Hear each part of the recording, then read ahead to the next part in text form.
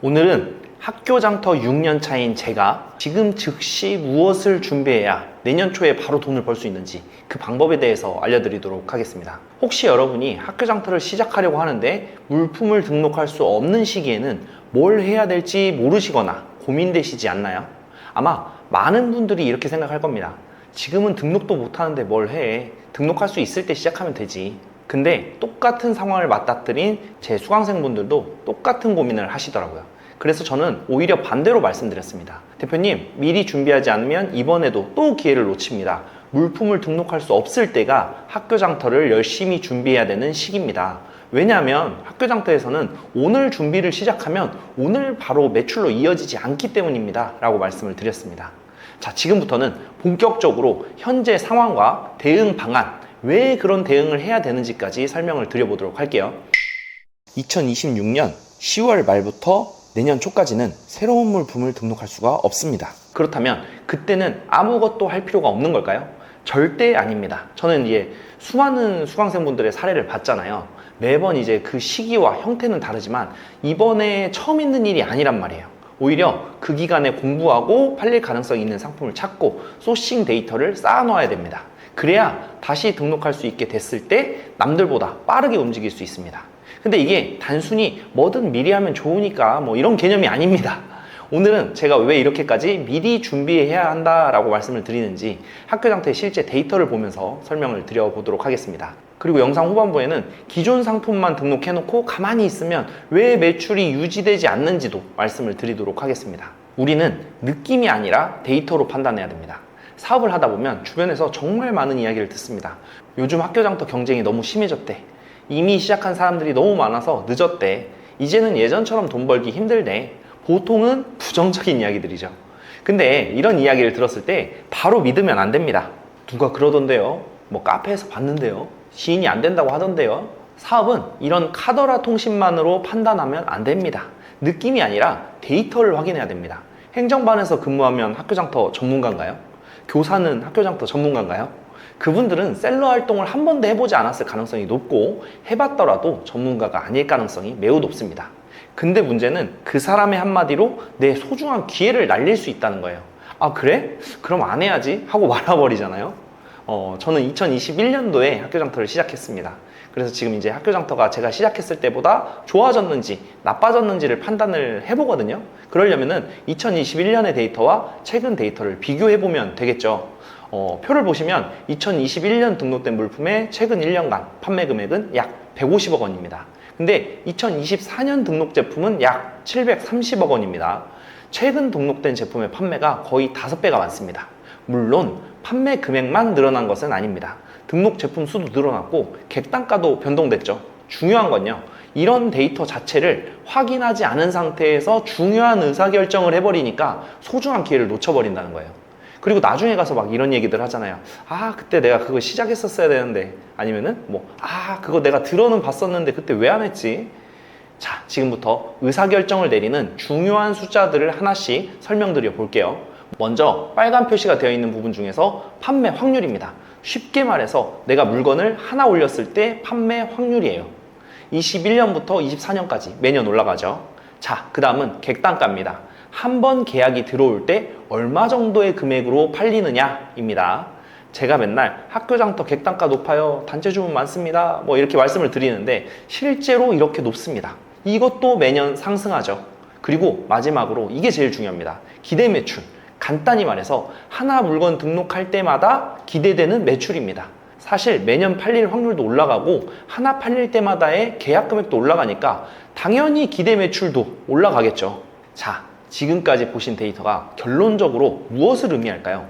등록되는 물건만 늘어나는 게 아니라 실제로 판매되는 상품과 거래 금액도 함께 증가했다는 겁니다. 결론적으로 저는 학교 장터가 2021년보다 오히려 더 큰 기회를 가진 시장이 됐다고 생각합니다. 그런데 왜 2025년이랑 2026년은 제외하고 말하느냐? 유리한 기간만 말하는 거 아니냐? 라고 생각하시는 분들도 계실 거예요. 왜 그러냐면 데이터 기준을 보시면 2026년 5월 기준이잖아요. 거래 실적은 2025년 5월부터 2026년 4월. 그러니까 2026년 5월을 기준으로 최근 1년간의 거래 실적이라서 그렇습니다. 무슨 말이냐면 2026년에 예를 들어서 등록된 상품이 등록 상품으로는 숫자가 집계가 되죠. 하지만 2025년 12월에 매출이 날 리가 없잖아요. 그렇잖아요. 등록도 아직 안 됐으니까. 그래서 25년, 26년의 거래 실적은 유의미하지 않다라고 말씀을 드리는 것입니다. 근데 이것도 27년, 28년이 되면 거래 실적이 유의미해지겠죠. 자, 그리고 아주 희망적인 소식이 하나 더 있습니다. 지금 판매 확률이 약 4%인데 이때 등록 물품이 850만 개였단 말이에요. 지금 3개월도 안 되어서 8월에는 660만 개가 됐습니다. 대충 4분의 1 정도의 물품이 날아갔어요. 현재 남아있는 물품은 판매 확률이 당연히 더 올라갔겠죠.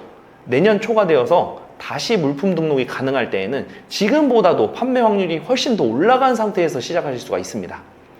자, 근데요, 제가 얼마 전에 안타까운 사례를 접했습니다. 제 유튜브를 보고 학교장터를 시작하신 대표님인데 해보니까 실제로 매출이 나길래 1년 반 동안 열심히 상품 등록을 하셨다고 하더라고요. 심지어 수동으로 3,000개 넘게 등록을 하셨고 매출이 나긴 나는데 전혀 만족스럽지 않다고 하셨습니다. 그걸 듣고 저는 정말 너무너무 마음이 아프더라고요. 너무 성실하게 하셨기 때문에 더욱 마음이 아팠습니다. 그리고 이제 컨설팅은 안 들으셨지만 어쨌든 제 말을 듣고 시작하신 거니까 책임감도 좀 들었고요. 학교장터 시장은 커졌습니다. 하지만 아무 상품이나 등록해도 팔리는 시장은 당연히 아닙니다. 상품 수가 늘어난 만큼 이제는 어떤 상품을 선택하느냐가 더욱 중요해졌습니다. 다수 사업자 제재가 강화되면 강화될수록 앞으로 더욱 상품의 소싱이 중요해지겠죠. 남들이 올리는 상품을 그대로 따라 올리거나 인터넷 쇼핑몰에서 잘 팔린다는 이유만으로 학교장터에 등록하거나 아니면 그냥 내가 감으로 괜찮아 보이는 상품을 등록하면 수백만 개의 등록 상품 속에 그대로 묻힐 가능성이 높습니다. 등록하고 단 한 번도 팔리지 않은 제품이 96%나 됩니다. 근데 아무것도 모르고 시작하면 이 96%에 들어갈 확률이 매우 높겠죠. 그래서 지금은 많이 등록하는 것보다 먼저 해야 할 일이 있습니다.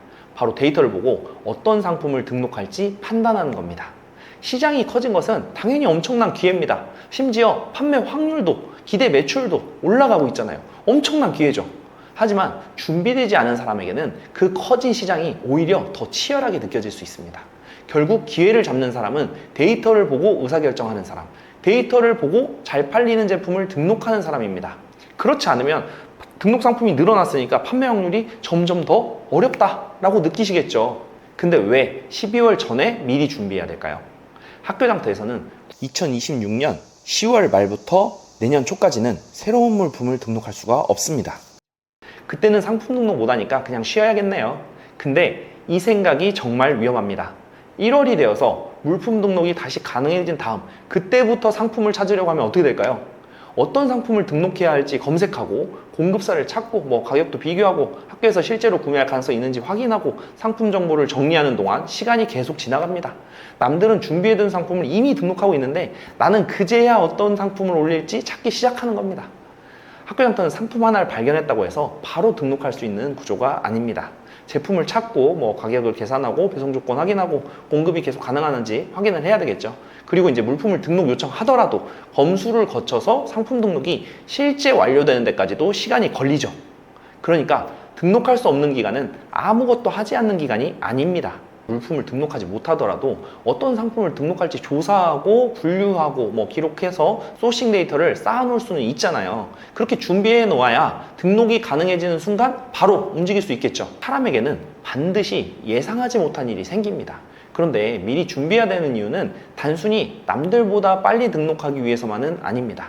사람은 언제나 계획대로만 살 수 없기 때문입니다. 저 역시 사업을 하면서도 느끼는 거지만 어느 날 갑자기 몸이 아플 수도 있습니다. 가족이 아플 수도 있고 결혼식이나 장례식 같은 경조사가 생길 수도 있습니다. 아이와 관련된 일이 생길 수도 있고 본업이 갑자기 바빠질 수도 있습니다. 특히 직장을 다니면서 부업으로 하거나 아이를 키우면서 학교장터를 하시는 분들도 계시는데 매일 일정한 시간을 확보하기가 어렵습니다. 그런 일이 일어나면 다들 이렇게 얘기하죠. 몸이 아픈데 어쩔 수 없잖아. 가족이 먼저지 돈이 먼저냐? 맞습니다. 제가 그걸 반대하는 게 아니에요. 몸이 아프면 쉬어야 되고 가족이 당연히 먼저죠. 그걸 반대하는 게 아니라 어떤 일이 발생할지 미리 알 수는 없지만 무슨 일인가가 일어난다는 것은 너무나 당연한 일이라는 말입니다. 살면서 한 번도 안 아픈 사람 계신가요? 당연히 일어나는 일이잖아요. 근데 아프고 나서 아프니까 어쩔 수 없다? 저는 이거는 핑계라고 생각합니다. 시간이 있을 때는 계속 시간이 있을 것처럼 느껴집니다. 건강할 때는 계속 건강할 것처럼 느껴져요. 하지만 막상 일이 생기면 상품을 찾고 분석할 힘이 없어집니다. 바로 이때 준비된 소싱 데이터가 있는 사람과 없는 사람의 차이가 나타납니다. 데이터가 없는 사람은 시간이 생길 때마다 처음부터 다시 찾아야 됩니다. 그런데 미리 상품을 조사하고 공급처와 가격까지 정리해 놓은 사람은 시간이 없을 때 준비해 둔 상품을 꺼내서 등록하면 됩니다. 소싱 데이터는 단순한 상품 목록이 아닙니다. 내가 아프거나 일이 생기거나 시간을 충분히 쓰지 못하게 되었을 때 사업을 계속 움직이게 해주는 비상식량과 같은 겁니다. 냉장고에 아무것도 없으면 갑자기 바쁜 날에는 끼니를 거르게 됩니다. 하지만 미리 음식을 준비해두면 시간이 없어도 꺼내서 먹을 수 있습니다. 소싱 데이터도 마찬가지입니다. 평소에 준비해둔 데이터가 있어야 바쁜 시기에도 상품 등록을 이어갈 수가 있습니다. 또 하나의 이유, 기존 상품만으로는 매출이 유지되지가 않습니다. 여기서 많은 분들이 이렇게 생각할 수 있어요. 이미 많은 상품을 등록해 두었다면 한두 달 쉬어도 괜찮은 거 아닙니까? 기존 상품에서 매출이 계속 나오면 되잖아요. 저도 처음에는 그렇게 생각할 수 있다고 봅니다. 하지만 실제 학교장터는 그렇지 않습니다. 새로운 물품을 등록하지 않으면 기존 제품의 매출이 그대로 유지되는 것은 아니라 점점 떨어질 수 있습니다. 왜냐하면 상품의 가격이 올라갈 수도 있고 공급사가 판매를 중단할 수도 있고 재고가 없어질 수도 있고 더 좋은 조건의 경쟁 상품이 등장할 수도 있기 때문입니다. 학교와 기관에서 찾는 물품도 조금씩은 바뀝니다. 결국 학교장터의 매출을 유지하려면 기존 상품에만 의존해서는 안 됩니다. 기존에 잘 팔리는 상품 관리하면서도 새롭게 판매될 가능성이 있는 상품을 계속 추가해야 됩니다. 욕조에 물을 받아놨다고 생각해 보겠습니다. 물을 더 이상 틀지 않더라도 욕조에 물이 영원히 그대로 있을까요? 기존 상품의 매출도 비슷합니다. 상품을 새롭게 추가하지 않으면 매출이 조금씩 빠져나갑니다. 그래서 새로운 상품을 등록하는 것은 단순히 매출을 늘리는 행동이 아닙니다. 현재 매출을 지키기 위해서도 새로운 상품을 계속 준비해야 됩니다. 아니 근데 미리 상품을 준비하면 홈페이지가 바뀐 뒤에는 못 써먹는 거 아니에요? 이런 생각이 드실 수도 있어요. 자, 그럼 이것도 가만히 생각해 보겠습니다. 홈페이지가 바뀐다고 해서 LG 청소기를 구매하시던 학교장터 특성이 갑자기 삼성 청소기를 많이 사고 막 그럴까요? 물품의 판매 특성은 똑같을 수밖에 없을 거예요. 자, 그러면 소싱한 제품의 정보가 달라질까요? 홈페이지 바뀌면 새로운 홈페이지는 상품명을 입력 안 하나요? 원산지, 재고, KC 인증번호, G2B 번호, 물품 가격 입력 안 할까요? 아니겠죠. 이거는 홈페이지가 바뀌어도 그대로 등록해야 될 겁니다. 물론 순서 정도는 조금 바뀔 수도 있겠지만요. 그래서 미리 준비하는 것이 효과가 있다라고 말씀을 드리는 것입니다. 그렇다면 과연 쉬는 기간에 구체적으로 무엇을 준비해야 될까요? 단순히 상품을 많이 찾아서 엑셀에 적어 놓는다고 소싱 데이터가 되는 것은 아닙니다. 학교장터에서 실제로 판매될 가능성이 있는지, 어떤 기준으로 상품을 골라야 되는지, 가격은 어느 정도로 설정해야 되는지, 재고 없이 위탁 판매가 가능한지, 공급이 중단될 위험은 없는지까지 함께 판단해야 됩니다. 그런데 학교장터에서는 일반 쇼핑몰처럼 상품별 조회수가 표시되지 않습니다. 안타깝게도 조회수가 보이지가 않으니까 많은 분들이 무엇을 기준으로 상품을 찾아야 하는지 막막해합니다. 저도 물론 그랬고요. 그래서 저는 처음에는 A부터 Z까지 종류와 상관없이 내가 안 팔릴 것 같아도 그냥 올려보는 수밖에 없었어요. 그렇다고 해서 판매 건수가 표시가 되나요? 아니면 판매 금액 순으로 조회가 되나요? 방금 말씀드린 거 다 되지가 않습니다. 결국 감으로 상품을 고르거나 다른 사람이 등록한 상품을 따라 올리게 됩니다. 아니면 챗GPT에 검색해서 올리시겠죠. 하지만 제가 말씀드리고 싶은 것은 조회수가 보이지 않아도 확인할 수 있는 데이터는 있다는 겁니다. 그리고 그 데이터를 어떤 순서로 확인하느냐에 따라서 쌓이는 소싱 목록의 가치가 완전히 달라집니다.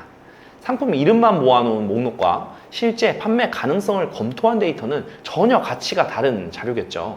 다만 이 영상에서 이 내용을 전부 다 설명하면 오히려 처음 시작하시는 분들은 어떤 순서로 해야 할지 더 복잡하게 느끼실 수 있습니다. 그래서 제가 학교장터에서 데이터를 바탕으로 상품을 찾는 방법, 어떤 기준으로 정리해야 하는지를 무료 전자책에 순서대로 정리해뒀습니다. 심지어 2차 카테고리 기준으로 어떤 카테고리가 몇 개가 등록되어 있고 몇 개가 팔렸고 얼마가 팔렸고 객단가는 얼마고 기대 매출, 판매 확률은 얼마다까지 다 정리해뒀습니다.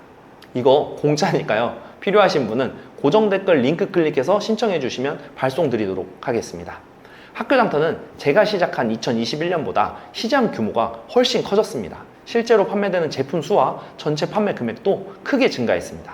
하지만 등록되는 상품도 함께 늘었습니다. 그래서 상품을 많이 등록하는 사람보다 학교 장터의 고유한 특징을 이해하고 그 다음에 데이터를 보고 팔릴 가능성이 있는 상품을 미리 준비하는 사람이 유리할 수밖에 없습니다. 특히 새로운 물품을 등록할 수 없다고 해서 그 시간을 그냥 보내면 절대 안 됩니다. 그 기간은 내년 초에 바로 매출을 내고 그 이후에라도 변수가 생겼을 때 대응할 수 있는 비상식량을 비축하는 데 써야 됩니다. 여러분 베어 그릴스 아시나요? 베어 그릴스는 오지에 떨어지자마자 중요한 의사결정에 대한 판단부터 한다고 합니다. 왜냐하면 지치고 배고픈 뒤에는 올바른 의사 판단을 못하기 때문이라고 하는데요. 그리고 가장 중요한 것부터 막 허겁지겁 시작합니다. 뭐 벌써부터 저렇게까지 서두를 필요가 있나 싶을 정도로요. 실제 상황은 예고 없이 옵니다. 운이 나쁘면 내 예상보다 더 빨리 다가옵니다. 학교 장터도 마찬가지입니다. 예를 들어서 예상보다 더 빨리 홈페이지가 오픈되면 그에 대한 준비는 되셨나요? 준비는 일이 생긴 뒤에 하는 것이 아닙니다. 아무 일도 없을 때 해놓는 거죠. 제가 준비한 무료 전자책 한번 받아보시고 미리 준비해서 내년 초에 웃으실 수 있기를 바랍니다. 신청은 고정 댓글 하단에서 하시면 됩니다. 감사합니다.